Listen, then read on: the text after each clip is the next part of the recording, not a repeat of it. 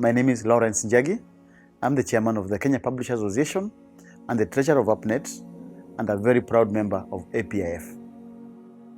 Africa, as we speak today, has the youngest growing youth population, which means these are tons and tons of literature that should be landing in Africa. But very few people know that. And yet, to me, that's a huge opportunity. Looking at especially countries like Kenya, where I come from, people are hungry to read. Then I come to a country like here, like Sharjah Book Fair, and you find tons and tons of books. And you go to Africa, there are tons and tons of people. There should be a mix somewhere where you can join the two. We have two major pressing issues. One is our disappearing languages. In Africa, in most of Africa, it's either French or English, and at best Arabic. A country like Kenya, we have 44 different languages. 44. My wife, for example, comes from a different ethnic background from mine. My children speak neither of my language nor my wife's language. So it bothers me because I ask myself, in the next couple of years, 10, 15 years, what will the children of my children know about my language? It means a high chance that that language is going to disappear altogether. That's not a unique case in Kenya or in Africa. We have been dominated by foreign languages, and we've discarded our local languages. And somehow we seem to think the more you know about English or French, the more likely you are much more educated, that you are more knowledgeable. We relate knowledge to the language. And that is so far from the truth. That worries me. A lot of languages are disappearing in Africa. A lot of us are not writing in our languages, for example. You find almost no books written in Kikuyu. And if they are written in Kikuyu, there's no market as a publisher.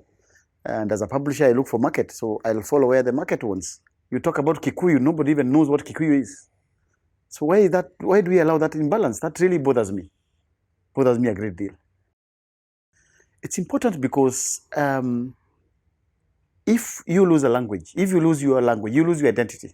I mean, there's no way I can speak English better than an Englishman. And I shouldn't try to speak English better than an Englishman. If I lose my identity today, I will lose my cultural values. I will lose those things those bonds that bind my society. Those proverbs you're talking about, they will disappear along the way, because then I'll be talking about English proverbs. And I'm not an Englishman. English have their place and they have their way of doing things. We have a way of doing things. The minute we lose our language, we stop communicating with ourselves and we start embracing what is so foreign. When Sheikh Abodwar introduced the concept of APIF, one of my worries then was that we have had a lot of projects coming to Africa, projects that are looking very good on paper. But when it comes to the real impact on the ground, it is not there.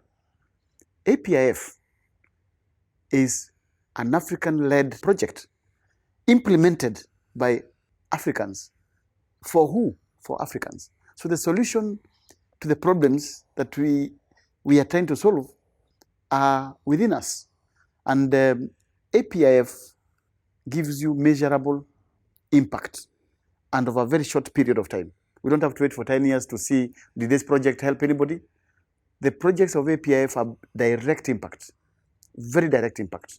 In fact, in my country, the two projects that happened there, you should only come to see. One of them is a library in Eastlands, that is the lower income area. Children have nowhere else to go but to that social center. That's where they do their homework from. That's where they go to spend their leisure time from. The transformation of that library into a world-class, small, neat library with toilets, with a working kitchen, makes all the difference.